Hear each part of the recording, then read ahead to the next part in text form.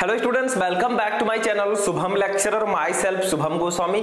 आज का ये वीडियो बहुत ही ज्यादा इंपॉर्टेंट है उन सभी स्टूडेंट्स के लिए जो इस बार 12th में हैं और जिनको बोर्ड एग्जाम 2023 देना है। तो जितने भी स्टूडेंट इस बार 2023 बोर्ड एग्जाम देने वाले हैं वो इस वीडियो को शुरू से लेकर लास्ट तक देखेंगे, क्योंकि ये 12th फिजिक्स का एक बहुत ही इंपॉर्टेंट वीडियो है। आज के इस वीडियो में हम क्लास 12 फिजिक्स के चैप्टर 1, ठीक है, चैप्टर 1 जिसका नाम है वैद्युत आवेश तथा क्षेत्र, इस चैप्टर के जितने भी इंपॉर्टेंट लघु उत्तरीय प्रश्न हैं उनको आंसर के साथ पढ़ेंगे। स्टूडेंट अगर आप 12th में हैं तो आपको पता होगा कि आपके बोर्ड एग्जाम में जो पेपर आता है फिजिक्स का, उसमें सबसे ज्यादा नंबर के लघु उत्तरीय प्रश्न आते हैं। चाहे वो आपका केमिस्ट्री हो चाहे फिजिक्स हो, उसमें सबसे ज्यादा नंबर के जो क्वेश्चन आते हैं वो लघु उत्तरीय प्रश्न ही आते हैं। तो मैंने आपको फिजिक्स के बहुविकल्पीय प्रश्न बताए, अति लघु उत्तरीय प्रश्न बताए, लेकिन बहुत सारे स्टूडेंट कमेंट कर रहे थे कि सर आप 12th फिजिक्स के लघु उत्तरीय प्रश्नों को आंसर के साथ बताइए। तो मैं ये सीरीज स्टार्ट करने जा रहा हूं। अगर आप लोगों का सपोर्ट मिला तो ये सीरीज मैं आगे भी बढ़ाऊंगा, यानी कि आगे के चैप्टर के लघु उत्तरीय प्रश्न भी बताऊंगा। तो आप लोग सिर्फ इस वीडियो को लाइक कीजिएगा, चैनल पर नए चैनल को भी सब्सक्राइब कर लीजिएगा ताकि सभी वीडियो आपको टाइम से मिलते रहें। अगर आप लोग वीडियो को लाइक, चैनल को सब्सक्राइब करते हैं तो मैं ये सीरीज आगे भी ले जाऊंगा और सभी चैप्टर के इंपॉर्टेंट लघु उत्तरीय प्रश्नों को बताऊंगा। ठीक है, तो चलिए आज का ये इंटरेस्टिंग वीडियो स्टार्ट करते हैं। चैप्टर 1 वैद्युत आवेश तथा क्षेत्र, इससे जितने भी लघु उत्तरीय प्रश्न इंपॉर्टेंट हैं वो मैं इस वीडियो में बताने वाला हूं। ठीक है, अब मैं आपको जो क्वेश्चन बताऊंगा उसको तो आपको पढ़ना ही पढ़ना है हमारे साथ। ठीक है, कॉपी और पेन लेकर बैठना है, और जो क्वेश्चन मैंने इसमें नहीं लिया है उनको भी आपको बुक उठाकर पढ़ना है, क्योंकि आपको तैयारी अच्छे से करनी है और फिजिक्स में अब की बार 90% पार। ठीक है, तो इस तरह से आप लोग टारगेट कीजिए, तैयारी करो तो ऐसे करो जैसे लगे कल मेरा बोर्ड एग्जाम है। ठीक है, अपने मन में ये रख लो कि कल मेरा एग्जाम है, आज मैं तैयारी कर रहा हूं। अगर आप इस तरह से तैयारी करेंगे आपको टॉपर बनने से कोई रोक ही नहीं सकता। ठीक है, तो चलिए स्टार्ट करते हैं इस इंटरेस्टिंग वीडियो को। ठीक है, सबसे पहला क्वेश्चन जो हमारा होगा बहुत इंपॉर्टेंट क्वेश्चन है लघु उत्तरीय प्रश्न में। सभी को पता है कि वैद्युत फ्लक्स से क्या तात्पर्य है, इसे आवश्यक सूत्र देते हुए समझाइए। आप लोग पेपर उठाकर देख लीजिए, कम से कम 3 से 4 बार आपके बोर्ड एग्जाम में ये क्वेश्चन आ चुका है। ठीक है, तो देखिए सबसे पहले हम जानते हैं वैद्युत फ्लक्स होता क्या है। ये बहुत इंपॉर्टेंट है। वैद्युत फ्लक्स आपने पढ़ा होगा जब आप गॉस का प्रमेय पढ़ रहे थे। ठीक है, तो वैद्युत फ्लक्स क्या होता है, व्हाट इज इलेक्ट्रिक फ्लक्स। तो देखिए क्या होता है, इसे इंग्लिश में इलेक्ट्रिक फ्लक्स बोलते हैं। तो वैद्युत क्षेत्र में स्थित किसी क्षेत्र से अभिलंबवत दिशा में गुजरने वाली वैद्युत बल रेखाओं की संख्या को वैद्युत फ्लक्स कहते हैं। इसका मात्रक वोल्ट मीटर होता है। ठीक है, तो देखिए क्या कहा गया कि वैद्युत क्षेत्र में स्थित, मान लीजिए ये वैद्युत क्षेत्र है। देखिए मान लीजिए ये आपका वैद्युत क्षेत्र है। ठीक है, ये मैं वैसे बना रहा हूं, आप लोगों को ध्यान से सिर्फ समझना है। ठीक है, ये आपका मान लीजिए वैद्युत क्षेत्र है। अब इस वैद्युत क्षेत्र में स्थित वह पृष्ठ, वैद्युत क्षेत्र में स्थित किसी क्षेत्रफल से, किसी पृष्ठ के क्षेत्रफल से, तो मान लीजिए ये आपका एक पृष्ठ इसमें रखा हुआ है, ये ठीक है, ये आपका पृष्ठ इसमें रखा हुआ है।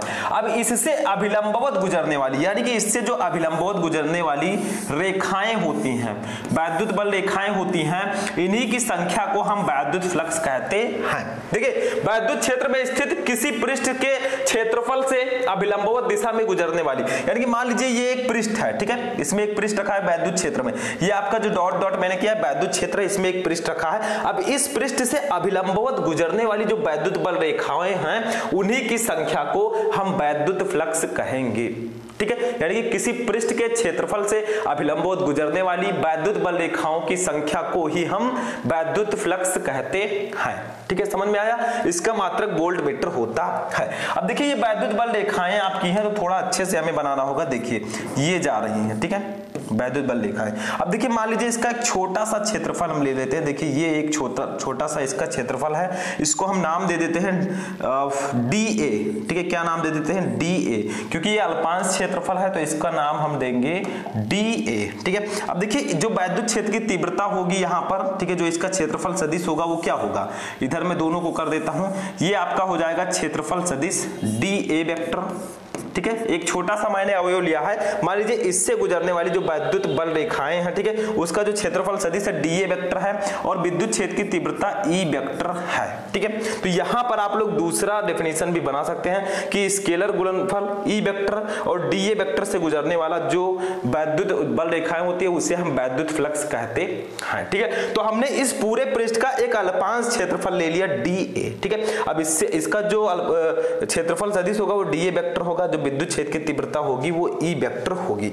अब आप लिख सकते हैं कि किसी पृष्ठ के अल्पांश क्षेत्रफल डीए, ठीक है, से गुजरने वाले वैद्युत फ्लक्स डी फाई ई, ठीक है, इसको जो वैद्युत फ्लक्स है इसको हम लोग डिनोट करते हैं डी फाई ई से, ठीक है। तो D phi E equal to क्या हो जाएगा, देखिए ई वेक्टर और डॉट डीए वेक्टर, तो आप इसको लिख सकते हैं E vector dot D A vector, ठीक है, E vector dot D A vector, ये आपका वैद्युत फ्लक्स का फॉर्मूला हो जाएगा। देखिए वैद्युत फ्लक्स को हम फाई ई से डिनोट करते हैं, क्योंकि यहां पर हमने अल्पांश क्षेत्रफल लिया है डी ए, तो इससे गुजरने वाला जो विद्युत फ्लक्स होगा वो क्या होगा, डी फाई ई, हमने डी ले लिया, ठीक है, डी फाई ई।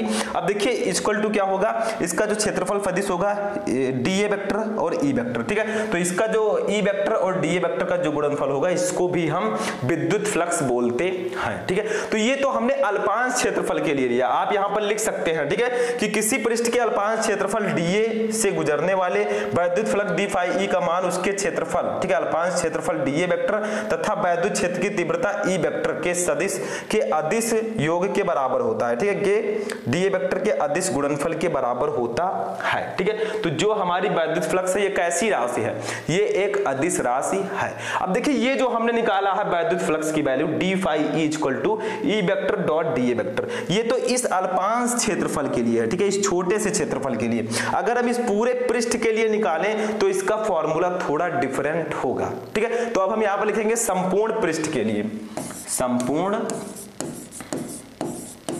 पृष्ठ के लिए, पृष्ठ के लिए, ठीक है। तो संपूर्ण पृष्ठ के लिए जब हम इसका निकालेंगे वैद्युत फ्लक्स का फॉर्मूला लिखेंगे वो दूसरा होगा, ठीक है। वो फॉर्मूला हमारा होगा फाई ई इक्वल टू ये आपका क्लोज इंटीग्रेशन, ठीक है, E vector dot D A vector, ठीक है, ये आपका फॉर्मूला हो जाएगा संपूर्ण पृष्ठ के लिए, phi E equal to close integration E vector dot D A vector. अब देखिए इसको मैंने क्यों लगाया, जो ये आपका चिन्ह है ये वाला, ठीक है, ये संपूर्ण पृष्ठ के लिए समाकलन चिन्ह है, यानी कि ये पूरे पृष्ठ के लिए है, ठीक है। यहां पर सिर्फ अल्पांश क्षेत्रफल के लिए ये फॉर्मूला था, लेकिन अगर पूरे पृष्ठ के लिए हम देखेंगे तो फाई ई इक्वल टू हमारा फॉर्मूला होगा close integration E vector dot D A vector, ठीक है। तो इसको हम पृष्ठ समाकल भी बोलते हैं, ये जो आपका चिन्ह है, ठीक है। तो इसको मैं इरेज कर देता हूं, साइड वाला है, ठीक है, इसको मैं इरेज कर देता हूं। अब देखिए यहां पर मैं लिख दूंगा जो ये आपका चिन्ह है ये किसका चिन्ह है, ये है पृष्ठ समाकल का चिन्ह, ठीक है, यानी कि ये पूरे पृष्ठ के लिए पृष्ठ समाकल, तो ये आपका हो जाएगा फॉर्मूला, ठीक है, ये आपका फॉर्मूला हो जाएगा, ये आपका फॉर्मूला होगा phi E equal to close integration E vector dot D A vector. तो आपका जो क्वेश्चन था कि वैद्युत फ्लक्स क्या है, तो वैद्युत क्षेत्र में स्थित किसी क्षेत्रफल से अभिलंबोत दिशा में गुजरने वाली वैद्युत बल रेखाओं की संख्या को वैद्युत फ्लक्स कहते हैं, इसका मात्रक वोल्ट मीटर होता है, ठीक है। तो D phi E equal to, देखिए हमने अल्पांश क्षेत्रफल के लिए लिया तो D phi E equal to E vector dot D A vector होगा। अब अगर हम पूरे पृष्ठ के लिए लेंगे, ठीक है, तो हमें क्या करना होगा, क्लोज इंटीग्रेशन का चिन्ह लगाना होगा ई वेक्टर डॉट डीए वेक्टर, जहां पर ये क्या है, ये पृष्ठ समाकल है, ठीक है, जो ये चिन्ह आपका है। तो ये हो गया। तो बहुत ही सिंपल था कि वैद्युत फ्लक्स से आप क्या समझते हैं। तो अगर ये लघु उत्तरीय प्रश्नों में आता तो आप इतने ऐसे आंसर इसको लिख सकते हैं, ठीक है। ये कंप्लीट हो गया, इसमें कोई प्रॉब्लम नहीं। चलिए नेक्स्ट देखते हैं क्या है। अब देखिए नेक्स्ट जो है इसको आप लोग पहले भी पढ़ चुके हैं। अब चूंकि ये फर्स्ट चैप्टर में बहुत ज्यादा इंपॉर्टेंट टॉपिक है तो इसको मैं फिर से बताऊंगा, ठीक है, आसान भाषा में। और वैसे आप सभी को तो ये पता ही होगा, तो फिर से जान ले, कोई नुकसान तो होगा नहीं। तो देखिए क्या है, कूलाम का वैद्युत बल संबंधी नियम लिखिए, यानी कि कूलाम का नियम क्या है, ठीक है, वैद्युत बल संबंधी कूलाम का नियम आपको बताना है। तो ये तो सभी को पता है, क्या है, देखिए दो स्थिर बिंदु आवेशों के मध्य लगने वाला आकर्षण या प्रतिकर्षण बल दोनों आवेशों की मात्राओं के गुणनफल के अनुक्रमानुपाती व्युत्क्रमानुपाती तथा उनके बीच की दूरी के वर्ग के व्युत्क्रमानुपाती होता है। देखिए हमने दो आवेश ले लिया, एक ये और एक ये, ठीक है। इनके बीच की डिस्टेंस कुछ होगी, तो इनके बीच की डिस्टेंस जो है वो कितनी है, इनके बीच की डिस्टेंस जो है वो है r, ठीक है, r है। अब एक आवेश को हम मान लेते हैं क्या, q1, दूसरे आवेश को मान लेते हैं q2।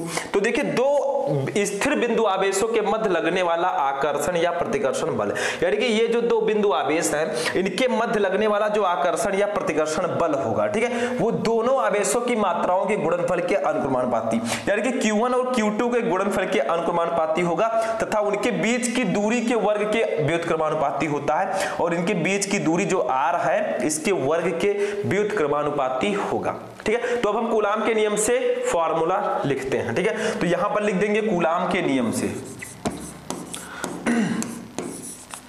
कूलाम के नियम से तो कूलाम के नियम से क्या बताया गया, देखिए कूलाम के नियम से हमें कहा गया है कि दो स्थिर बिंदु आवेशों के मध्य लगने वाला आकर्षण अथवा प्रतिकर्षण बल, ठीक है, जो आकर्षण या प्रतिकर्षण बल F होगा वो दोनों आवेशों के गुणनफल के अनुक्रमानुपाती, तो देखिए Q1 और Q2 के अनुक्रमानुपाती होगा, ठीक है। और दूसरी कंडीशन क्या है, उनके बीच की दूरी के वर्ग के व्युत्क्रमानुपाती, यानी कि F 1/r², ये हमारा दूसरा होगा, ठीक है। इसको मान लेते हैं इक्वेशन नंबर 1, इसको मान लेते हैं इक्वेशन नंबर 2, ठीक है। अब देखिए समीकरण 1 व 2 से हम फॉर्मूला निकालेंगे, इसको मैं इरेज कर रहा हूं, चित्र आप लोग समझ गए होंगे, इसमें कुछ नहीं है, ठीक है। तो इसको मैं इरेज कर देता हूं यहां से और देखते हैं फॉर्मूला आगे कूलाम के नियम का क्या होगा, ठीक है। तो देखिए अब साइड में फॉर्मूला क्या होगा इसको समझिए। देखिए हमारा F जो है वो इस प्रकार से कुछ हो जाएगा, देखिए Q1 Q2 की दोनों साइड बराबर है, F है, तो Q1 इंटू Q2, ठीक है, अपान r², इसको हम ऐसे भी लिख सकते हैं, ठीक है, क्योंकि देखिए जो बल है वो दोनों आवेशों के गुणनफल के अनुक्रमानुपाती है, उनके बीच की दूरी के वर्ग के व्युत्क्रमानुपाती है, तो हम इस प्रकार से भी फॉर्मूले को लिख सकते हैं, सिंपल सा है, ठीक है। अब देखिए इसको जब हम हटाएंगे अनुक्रमानुपाती के चिन्ह को, तो ये हमारा हो जाएगा F इक्वल टू, यहां पर K जुड़ जाएगा, K इंटू Q1 Q2 अपान r², ठीक है, ये हमारा हो जाएगा। अब इसी को हम फॉर्मूला लिख सकते हैं, ठीक है, इसी को क्या कर सकते हैं हम फॉर्मूला भी लिख सकते हैं, लेकिन इसको थोड़ा अच्छे से हम और लिखेंगे तो क्या हो जाएगा, देखिए F इक्वल टू हमारा हो जाएगा K के जगह पर हम लिख सकते हैं 1/4 पाई एप्सिलॉन0, ये भी लिख सकते हैं, इंटू Q1 Q2 अपान r², ये भी हमारा फॉर्मूला हो जाएगा, ठीक है। इस ऐसे भी फॉर्मूला आप लिख सकते हैं, क्योंकि K के जगह पर हम 1/4 पाई एप्सिलॉन0 भी लिख सकते हैं, K है आपका अनुक्रमानुपाती नियतांक, ठीक है। अब यहाँ पर एक चीज और जान लीजिए, बहुत इंपॉर्टेंट है, जब आप न्यूमेरिकल लगाएंगे तो आपको ये जानना जरूरी है। देखिए 1/4 पाई एप्सिलॉन0 की वैल्यू कितनी होती है, 1/4 पाई एप्सिलॉन0 इक्वल टू होता है 9 इंटू 10⁹, ठीक है, और इसका मात्रक क्या होगा, न्यूटन मीटर स्क्वायर, नीचे मैं लिख देता हूं यहां पर, ठीक है, न्यूटन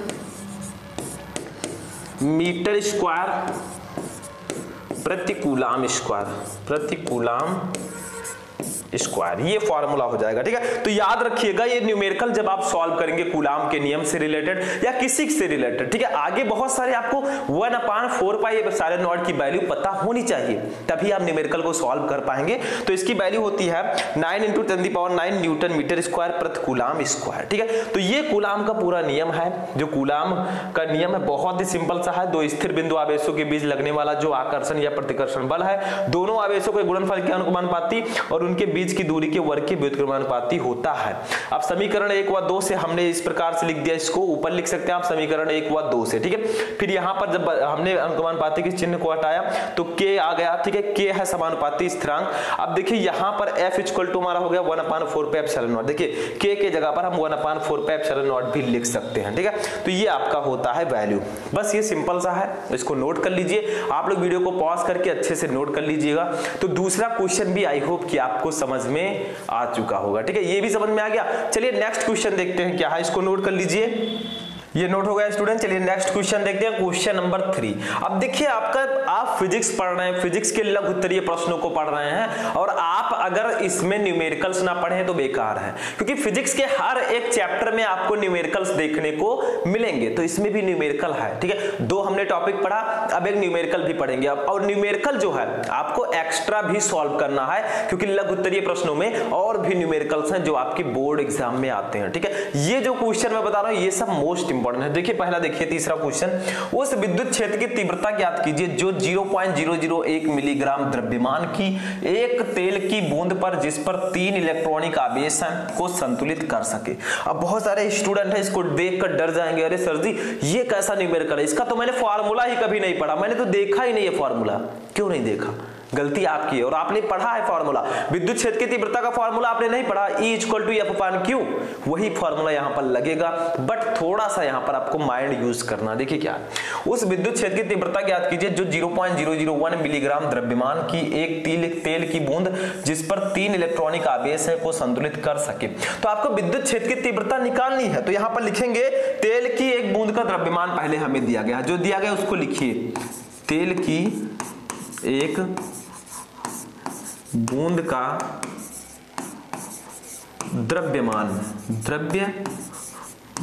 ठीक है, द्रव्यमान कितना, इसको लिखते हैं हम किससे, m से द्रव्यमान को, m = में कितना दिया गया है, देखिए 0.001 मिलीग्राम। अब सबसे पहले आप इसको किलोग्राम में बदलिए। देखिए 0.001 मिलीग्राम को हम किलोग्राम में कैसे बदलेंगे, देखिए 1000 मिलीग्राम = होता है 1 ग्राम। ठीक है, और 1000 ग्राम = होता है 1 किलोग्राम। तो आपको करना क्या होगा, अगर इसको किलोग्राम में बदलना है तो 0.001 को 1000 से पहले डिवाइड करना है, फिर 1000 से डिवाइड करना होगा, क्योंकि देखिए पहले 1000 से डिवाइड करेंगे तो ये ग्राम में बदलेगा, फिर 1000 से डिवाइड करेंगे तब तो किलोग्राम में बदलेगा, और हमें किलोग्राम में बदलना है। तो इसको हम लिख सकते हैं, देखिए ऊपर वाले को हम क्या लिख सकते हैं, ये दशमलव है 001, तो ये 3 है, 1 2 3, तो इसे लिख सकते हैं 10⁻³ ठीक है, सॉरी हाँ 10⁻³ अपन नीचे क्या हो जाएगा, ये हो जाएगा 1 2 3 4 5 6, ये 10⁻6 हो जाएगा।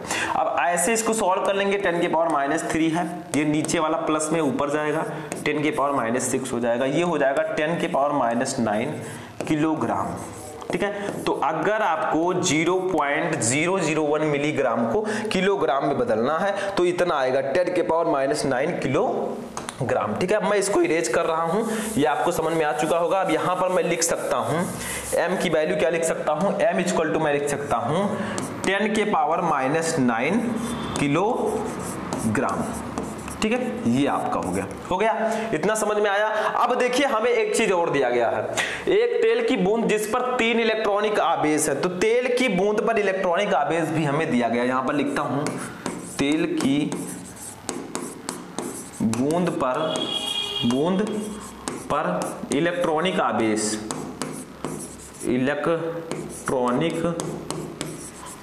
आवेश, थोड़ा आप और अच्छे से लिखिएगा हमसे, ठीक है, हम टेढ़े मेढ़े थोड़ा लिख देते हैं कभी कभी। आवेश क्यों, आवेश को हम क्यों फिर नोट करते हैं, Q = दिया गया 3 इलेक्ट्रॉनिक आवेश है तो 3e हो जाएगा ये।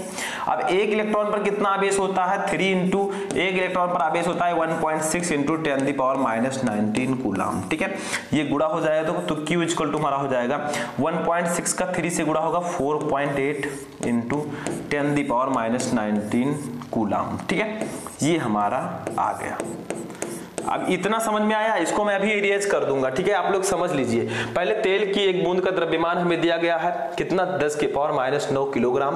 तेल की बूंद पर इलेक्ट्रॉनिक आवेश दिया गया है, आ गया है 4.8 × 10⁻19 कूलम। अब इसको मैं इरेज करूंगा और इन वैल्यूज को साइड में लिखूंगा, फिर मैं फॉर्मूला अप्लाई करूंगा। ठीक है, तो इसको मैं इरेज करने जा रहा हूं, आप लोग चाहे तो इसको नोट कर सकते हैं। ठीक है, तो देखिए अब हम लिख देते हैं, हमारा m आया था 10⁻9 किलोग्राम। देखिए वो समझाने के लिए था ताकि आप लोगों को समझ में आए, इसीलिए मैंने बड़ा थोड़ा लिख दिया। ठीक है, उसके बाद में Q हमारा आया था 4.8 × 10⁻19 कूलम। ठीक है, अब देखिए यहां पर हमें निकालना क्या है, विद्युत क्षेत्र की तीव्रता। तो हम विद्युत क्षेत्र की तीव्रता का फॉर्मूला जानते हैं, यहां पर लिखेंगे विद्युत क्षेत्र की तीव्रता, विद्युत क्षेत्र की तीव्रता, ठीक है, ये फॉर्मूला। अब वैद्युत क्षेत्र की तीव्रता को हम डिनोट करते हैं ई से। ई इक्वल टू हमारा होता है F upon Q, F upon Q. अब बहुत सारे स्टूडेंट कहेंगे सर जी हमें एफ तो दिया ही नहीं है, क्यों दिया गया है, ठीक है, क्यों हमारे पास है लेकिन एफ नहीं है। अब देखिए एफ का एक फॉर्मूला होता है, एफ इक्वल टू होता है एम जी, शायद आप लोगों ने पढ़ा हो। अब देखिए एम तो हमें दिया ही गया है, ये एम दिया गया, लेकिन जी क्या होता है, देखिए जी होता है पृथ्वी का गुरुत्वीय त्वरण। इसका जो वैल्यू होता है वो 9.8 मीटर प्रति सेकेंड स्क्वायर होता है, ठीक है, मीटर प्रति सेकेंड स्क्वायर, ठीक है। तो गुरुत्वीय त्वरण जी का जो वैल्यू होता है वो 9.8 मीटर प्रति सेकेंड स्क्वायर होता है। तो अब हम यहाँ पर क्या करेंगे, हम जी के इस फार्मूले को यहाँ पर रखेंगे, ठीक है। तो साइड में मैं सॉल्व कर लेता हूँ यहाँ पर। देखिए अब यहाँ पर हमारा ई इक्वल टू क्या आ जाएगा, ई इक्वल टू आ जाएगा एफ की जगह पर एम जी रख देंगे, एम जी अपान क्यू, ठीक है। क्योंकि F equal to M G होता है तो ये फॉर्मूला भी हम यहाँ पर लिख सकते हैं इस प्रकार से भी, ठीक है। अब यहाँ पर वैल्यू रख देंगे, हमारा सॉल्व हो जाएगा। तो थोड़ा सा आपको माइंड यहाँ पर यूज करना, एम की वैल्यू है 10 के पावर -9 इंटू जी की वैल्यू है 9.8 होती है अपान क्यू की वैल्यू कितनी है, देखिए 4.8 इंटू 10 की पावर -19। अब देखिए 9.8 को 4.8 से करेंगे तो 2.04 लगभग आएगा, कितना आएगा 2.04। तो हमारा ई इक्वल टू हो जाएगा, देखिए ऊपर हो जाएगा 2.04 इंटू 10 की पावर -9 इंटू ये नीचे वाला ऊपर जाएगा तो 10 की पावर -19 है, 10 की पावर 19 हो जाएगा, ठीक है। अब यहाँ पर फाइनली हमारा ई आ गया, देखिए 2.04 इंटू 10 के पावर -9 है, ये 19 है। तो देखिए 19 जो प्लस वाला है बड़ा है, तो जो हमारा चिन्ह होगा वो प्लस में होगा। तो 10 के पावर 19 में से 9 जाएगा तो 10 बचेगा, ठीक है, 10 के पावर 10। अब क्या हो जाएगा, न्यूटन प्रति कूलाम। इसका मात्रक क्या होगा विद्युत क्षेत्र की तीव्रता का, न्यूटन प्रति कूलाम, ठीक है, क्योंकि E equal to F upon Q होता है, एफ का मात्रक न्यूटन, क्यू का मात्रक कूलाम। तो ये हमारा आंसर हो जाएगा। तो इसमें भी कुछ नहीं था, देखिए हमें m दिया गया था, ठीक है, क्यू भी दिया गया था। अब वैद्युत क्षेत्र की तीव्रता हमें निकालनी थी तो E equal to F upon Q होता है। चूंकि F equal to M G भी होता है तो एम जी हमने रख दिया, m हमें दिया गया था, G की वैल्यू 9.8 होती है और नीचे Q की वैल्यू रख दी। फाइनली जो हमारा विद्युत क्षेत्र की तीव्रता आया वो E इक्वल टू 2.04 इंटू 10 की पावर 10 न्यूटन प्रति कूलाम आया। तो आप कह सकते हैं कि 2.04 इंटू 10 की पावर 10 न्यूटन प्रति कूलाम क्षेत्र की तीव्रता जो 0.01 मिलीग्राम द्रव्यमान की एक तेल की बूंद जिस पर 3 इलेक्ट्रॉनिक आवेश हो उसको वो संतुलित कर सकती है, ठीक है। बस ये हमारा ये भी सॉल्व हो चुका है। इसको चाहे तो आप लोग नोट कर लीजिए, ठीक है, नोट हो गया, वीडियो पॉज करके नोट कर लिया कीजिए। तो ये हमारा था 12th फिजिक्स के चैप्टर 1, ठीक है, वैद्युत आवेश तथा क्षेत्र। जो हमारा चैप्टर 1 है वैद्युत आवेश तथा क्षेत्र, इसके लघु उत्तरीय प्रश्न। इस वीडियो में मैंने आपको टोटल 3 क्वेश्चंस बताए। अब ये 3 क्वेश्चन सबसे ज्यादा इंपॉर्टेंट है, इसके बाद जो क्वेश्चन बचते हैं ऐसा मैं नहीं कहूंगा कि सिर्फ यही 3 क्वेश्चन आप पढ़ लीजिए आपका फर्स्ट चैप्टर क्लियर हो जाएगा, ऐसा बिल्कुल नहीं है। आपको एक्स्ट्रा क्वेश्चंस भी पढ़ना होगा, वो मैं पहले भी आपको बता चुका हूं। लेकिन अब चैप्टर क्वेश्चंस की बात आती है तो जो सबसे ज्यादा इंपॉर्टेंट है दैट्स वीवीआई, उनको मैं इस वीडियो में लेकर आया था, जो ज्यादा इंपॉर्टेंट है। बाकी बहुत सारे क्वेश्चन हैं जो आ सकते हैं, ठीक है। तो आज का ये इंटरेस्टिंग वीडियो यहीं पर फिनिश होता है। अगर आप लोग चाहते हैं कि ऐसे ही मैं सेकंड चैप्टर का भी क्वेश्चन लेकर आऊं तो इस वीडियो को कर दीजिएगा लाइक, चैनल को भी सब्सक्राइब कर लीजिएगा। तो चलिए हम मिलते हैं किसी नेक्स्ट वीडियो में नेक्स्ट टॉपिक के साथ, तब तक के लिए जय हिंद।